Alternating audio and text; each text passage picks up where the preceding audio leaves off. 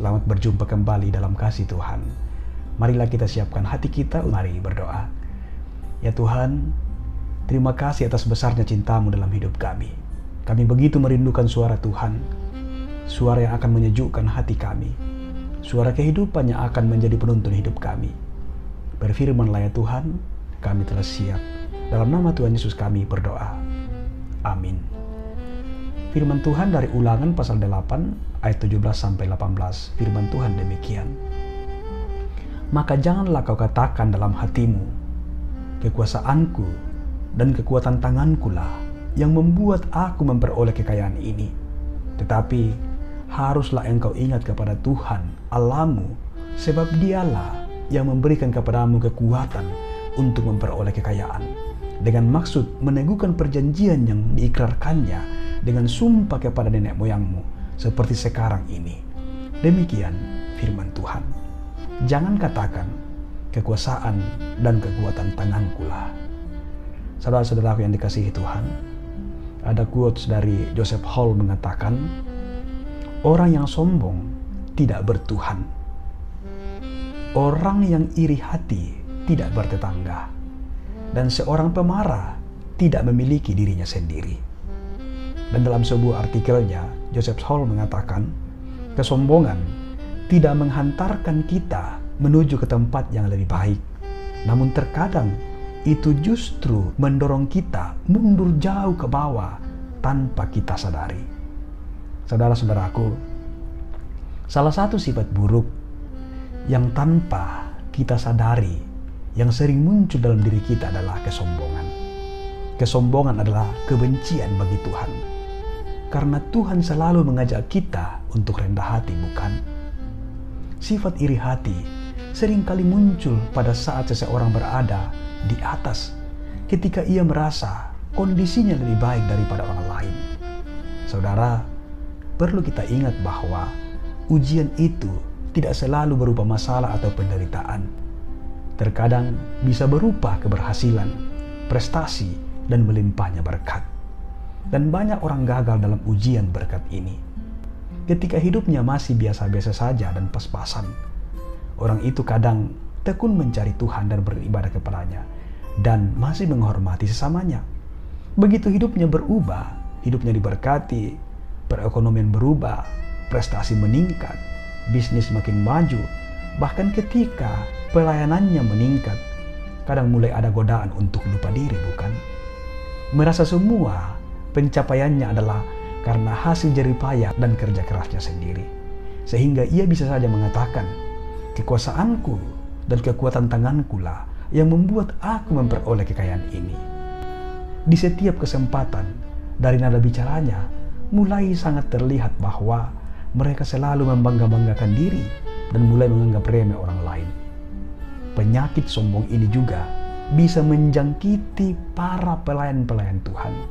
Dahulu, ketika pelayanannya masih biasa-biasa saja, bila ada orang yang membutuhkan bantuan doa dan ia sewaktu-waktu dipanggil, ia pasti datang. Begitu pelayanannya berhasil dan namanya mulai terkenal, bila ada orang yang membutuhkan bantuan doa, ia sulit sekali untuk ditemui.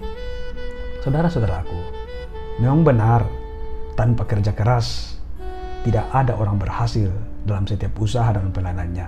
Tetapi, bila Tuhan tidak turut campur tangan di setiap usaha dan pelayanan, apakah kita akan berhasil?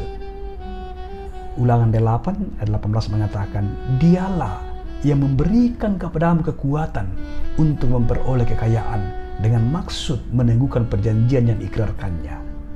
Saudaraku, Tuhan selalu mengajak kita untuk tetap menyadari siapa diri kita di hadapan sesama kita, dan terlebih terus menyadari siapa diri kita di hadapan Tuhan.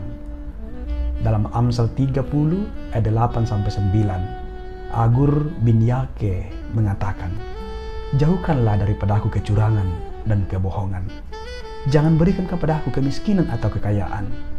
Biarkanlah aku menikmati makanan yang menjadi bagianku, supaya aku kenyang. Aku tidak menyangkalmu dan berkata, siapa Tuhan itu? Atau kalau aku miskin, aku mencuri dan mencemarkan nama Allah.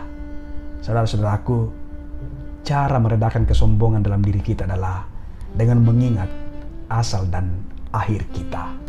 Terpuji nama Tuhan, haleluya, amin. Mari kita berdoa. Kami sangat bersyukur atas firman kehidupan. Kami disadarkan oleh Tuhan bahwa Tuhan menghadirkan kami di dunia ini untuk memperjuangkan kehidupan dan memaksimalkan potensi dalam diri kami masing-masing yang adalah anugerah dari Tuhan.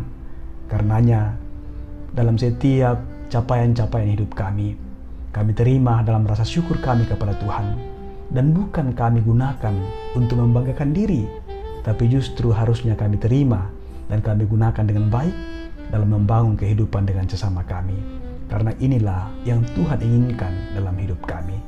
Terima kasih Tuhan atas firman-Mu di hari ini. Di dalam nama Tuhan Yesus kami berdoa. Amin.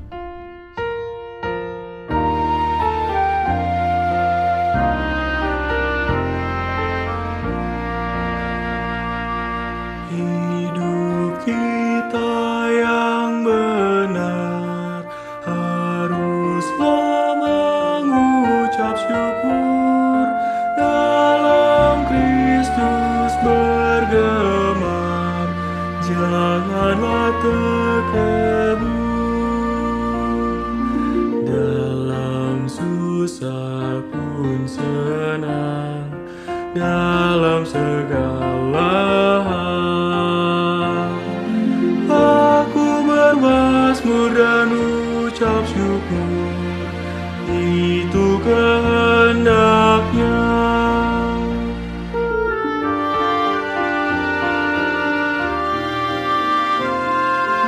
Biar badai menyerang, biar ombak menerjang, aku akan bersyukur kepada Tuhanku. Dalam susah pun senang, dalam segala hal aku bermazmur dan ucap